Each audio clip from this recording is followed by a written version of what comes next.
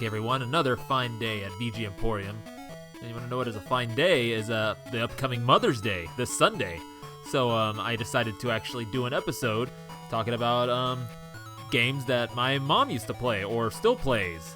Yep, ever since my parents got me that Sega Master System from some random garage sale, there has always been at least one game on every system that I've owned that my mom would just play almost all the time. Usually at the expense of me not being able to play what I wanted to play. So let's get right into it, shall we? So the music that we came in on was Music Type A from the game Shanghai on the Sega Master System, composer unknown. Now I can't quite remember if this game came with the system when they bought it, or if we actually bought it from the local video store, which was actually selling and renting Sega Master System games. Believe it or not. Which is actually where we discovered one of our favorite movies back then, a series called Moron Movies, created by a fella named Lensella. Quite the fella. I think out of Philadelphia, so any of you Philadelphia guys, you probably know about this guy. But yeah, Shanghai is basically a Mahjong game, and it originally got its start on I think Atari ST and Amiga, and then the ZX Spectrum, and just multiple systems. Like, it got ported all over the place, and yeah, you just play it. How it goes is that you match the tiles and you clear out the tiles then to uncover a dragon, I think, and then with each subsequent stage that you clear, you uncover more of the dragon. I don't know how far my mom actually got on this. I remember playing it myself a bit. It was actually pretty fun, and the music is really nice. Like I said, I don't know who composed it, but whoever did knew was having fun with it. And yes, my mom would just play this a lot, and I think I'd imagine she had exposure to some games in the arcade and all, but I think this is the first time that she actually had a games console in home, in her home, that she could play, and she found this thing that she could enjoy. And this is about the only game that she would play up until the point that I got a hand-me-down NES for Christmas one year, and what came with it? Tetris, and that changed everything. So the next track I'm gonna play the next song I got for you is Music A from Tetris, composed by Hirokazu Tanaka.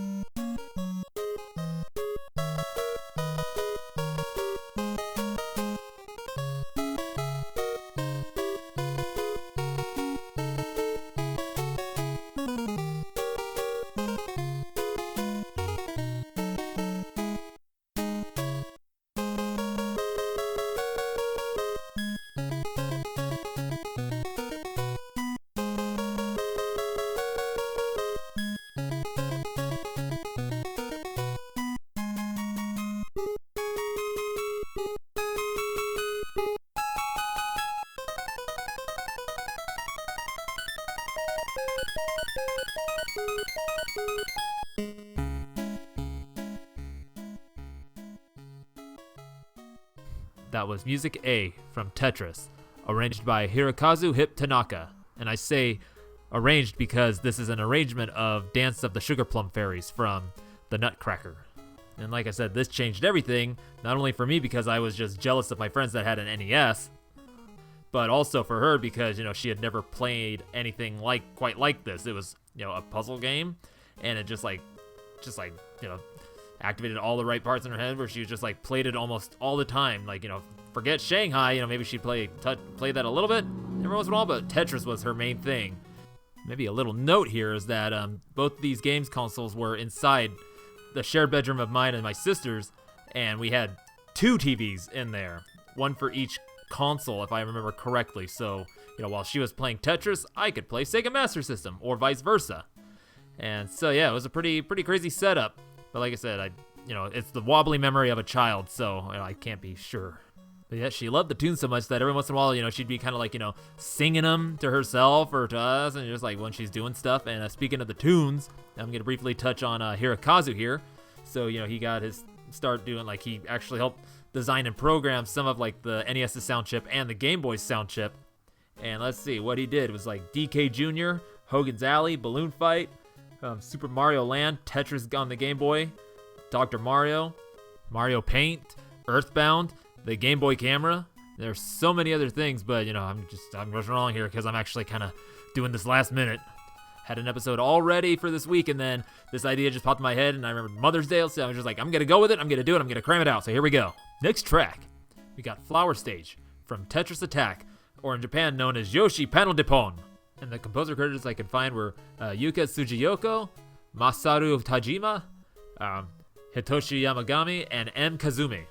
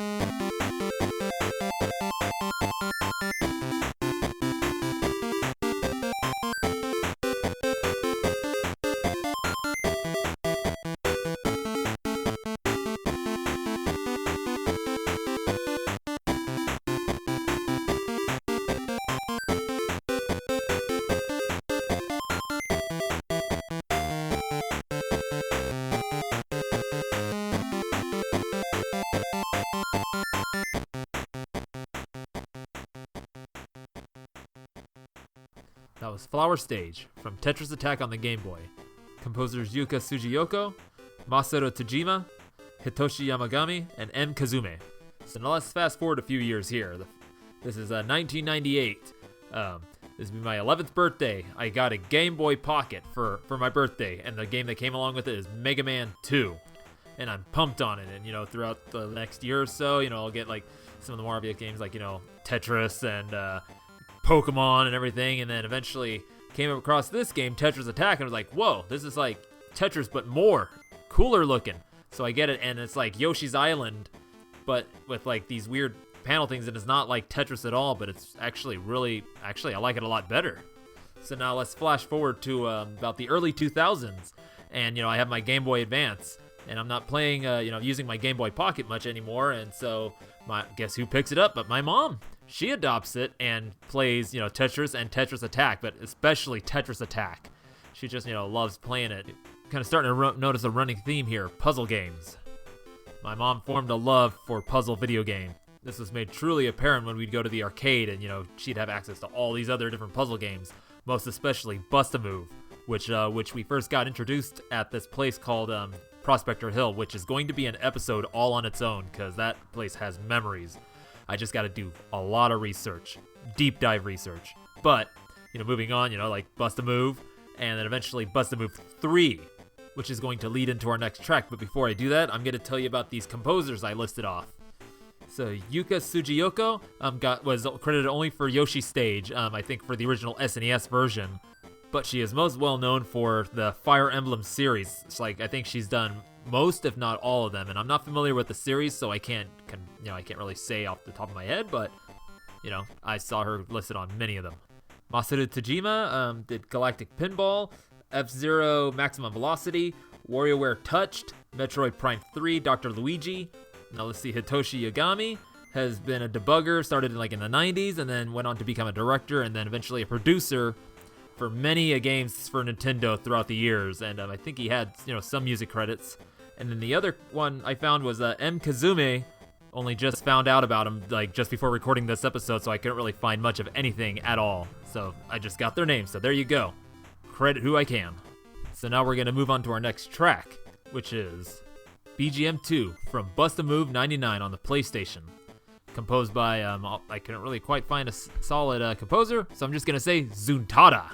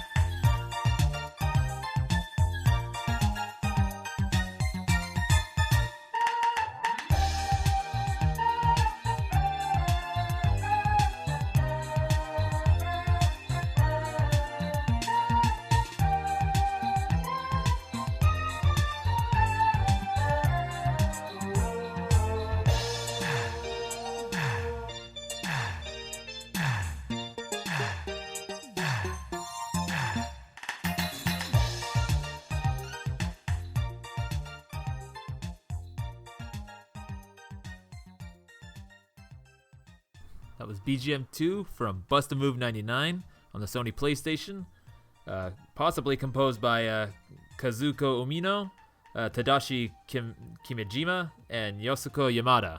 But I'm just going off of the credits that I could find for the original Bust a Move because I can't find who did the composition for this version of the game.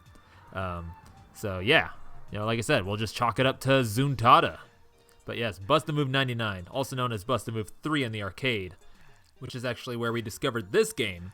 So as we discovered the first Bust a Move at Prospector Hill, we there was this place called Sunsplash Golfland farther down the hill in Roseville, which had a huge arcade, and we'd go there just as a special treat. And there they had all these different kinds of arcade games. I got introduced to so many cool things, and she found Bust a Move 3, and that was the one that she would go to almost all the time, or if not, for most of the time. And it's, how can you not? It's so just bright and colorful and just fun. Now we're in the early mid 2000s. I get my first PlayStation in 2003. I'm a late bloomer as far as consoles, but of course get all the games. First games I got were Mega Man 8 and Saga Frontier 2, and then of course building the collection, and then one of the ones that gets added into the collection, the home port of this on the PS1, Bust a Move 99, and again, a game that my mom just plays non-stop, still plays it, she'll still plays it, she loves it, we love it, it's a family favorite. Every once in a while I'll hear her kind of just imitating the little vocal sounds and stuff that come through there, from all the little characters, and then One of the ones is like when you get a game over, it says "That's all." Can they say it? They say it kind of like "That's all." But my mom's odd sense of humor and sometimes weird way of hearing things, which I all have inherited for better or for worse. She hears "asshole." Just go look it up. A long play of either Busted Move 3 or 99, and see if somebody gets a game over, and you'll hear it. So now back to Sunsplash Golfland in Roseville. One of the other games that we discovered there, and we both really loved playing, was Super Puzzle Fighter 2 Turbo, which is where our next track is going to come from. This is Ryu's theme from Super Puzzle Fighter 2 Turbo, the Game Boy Advanced version. More on that later. Originally composed by, this is a biggie, Tatsuro Suzuki, Isao Abe, Yuko Takehara, Syun Nishigaki, Setsuo Yamamoto, and Takayuki Iwai. And as for the arranger of this version, I don't know. All I could find was that it was processed through the Logik State sound driver.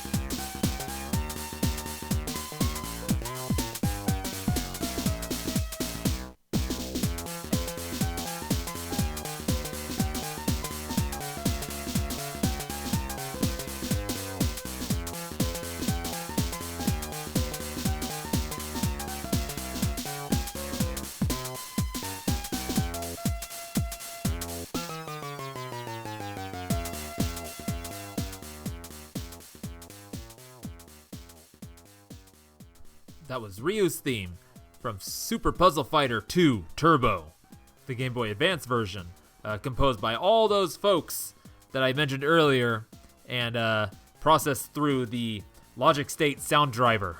So now the tale on this one is that, of course, we enjoyed playing it in the arcade, and that is definitely the superior version as far as the music goes. But, like I said, I got a Game Boy Advance, and I loved playing that thing. And when I saw that I could get the Super Puzzle Fighter on my Game Boy Advance and I could play it anywhere I wanted, I was down. And I didn't even care. Like the music was just like a downgrade. Actually now listening to it, it kind of makes me think of it's kind of like an Amiga mod, almost like a tracker file, because it only has like so much going on, because the direct sound was only capable of so much without taking up so much room in the cartridge. I think I'm not quite sure how all that works. I need to do some more research, but hey. So now, much like how my Game Boy Pocket was adopted by my mom, later on as I got a PSP, I wasn't playing my Game Boy Advance as much, and she eventually adopted it and started playing Super Puzzle Fighter on it almost all the time, and she still plays it, and Tetris Attack on there, and she still plays it today, even after this Game Boy SP, this clamshell, is near 20 years old. And, she's still playing it. I think she has to actually plug it in order to play it because the battery pack isn't holding as much juice anymore. But like I said, she still plays these games on this thing, and it's it's crazy. It's crazy to see, like, my old Game Boy thing just like still being used, being played, and I still have all my Game Boy Advance and Game Boy games somewhere. About half of them probably at her place, half of them in my storage right now. I know for the GBA games, I think I still have the boxes too, so I might have to look into putting those up or hold on to them. I don't know. So now I can't quite remember how or when it happened, but somehow we came into possession of a PS2 when PS3 and Xbox 360 was out, but that's beside the point. And that was a big old game changer for me because I got to play things like Killer 7, Final Fantasy 12, Shadow of the Colossus, just all these awesome games. And of course, We Love Katamari, which instantly became a mom favorite. So what I'm going to play for you as the final track is Kuru Kuru Rock from We Love Katamari by Iremi or Ireme. Not sure.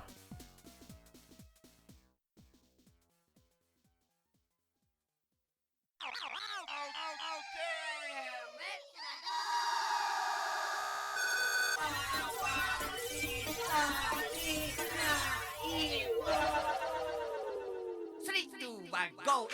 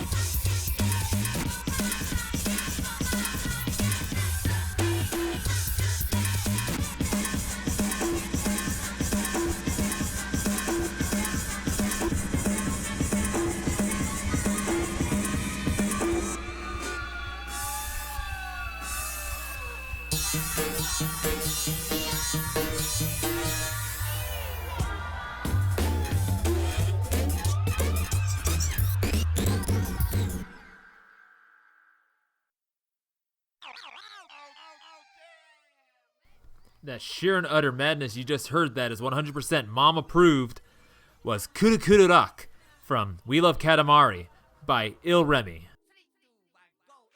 And my god, this game just blew my mom's mind. I mean, like, I remember when I first showed it to her, and like, it took her maybe like, I don't know how long to just figure out how to get through like the tutorial section of it, just like trying to wrap her brain around the whole controls of it and everything. It was actually a pretty funny thing to watch. Because unlike the previous games, which are like, you know, simple puzzle games, like, you know, it's just like, you know, basic thing, you know, you directional, you know, you just match it up or everything, you know, it's just simple. But this is like some total like brain reworking craziness, you know, like, and, you know, going straight into this without having played Katamari Damacy, like, we got that after this one. But, you know, this is the family classic, the family favorite, the mom #1 amazing time. And once she got it figured out, it was kind of hard to get her away from it. It was just so, like, you know, she was just so addicted to it, just by not just by the gameplay of it, but just like the sheer ridiculousness of it. Because my mom is very much into like the absurd or just the weird humorous stuff, which is kind of explains why I am the way I am.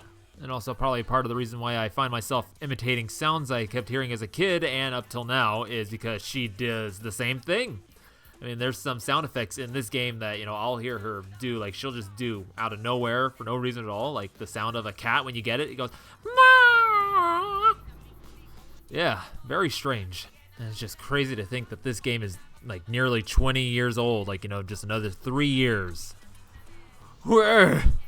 But despite its age and despite all the other games' ages, she still plays them all, excepting, you know, Shanghai, because I can't remember what happened to the Sega Master System.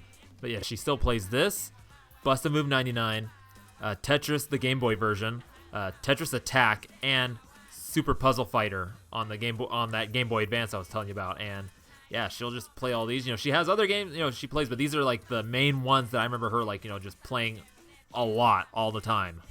Now, I've got myself a pretty cool mom, you know. She sometimes refers to herself as the encyclopedia of useless knowledge because she has so much weird trivia knowledge of like movies and shows and stuff. I'm kind of like the encyclopedia of useless knowledge volume 2 VGM edition. So hey Ma, when you listen to this, you know, happy Mother's Day. I love you. Thank you for helping me to become the weirdo that I am today. It takes an even greater weirdo to create a weirdo such as I. So, she'd be very proud of me with what I'm about to do right now. It's quite ridiculous and random, and she is very much a lover of the ridiculous. Because even though today I'm talking about Mother's Day, what is today? Today's Cinco de Mayo! Because honestly, I was originally trying to do a Cinco de Mayo episode, but I couldn't find many tracks, and, you know, actually I couldn't really think of a way to end this episode, so hey, what I'm going to do is I'm going to play you a track from Grim Fandango called Campañeros by Peter McConnell. So hey, Feliz Dia de la Madre, everyone! 1, 2, 3, 4.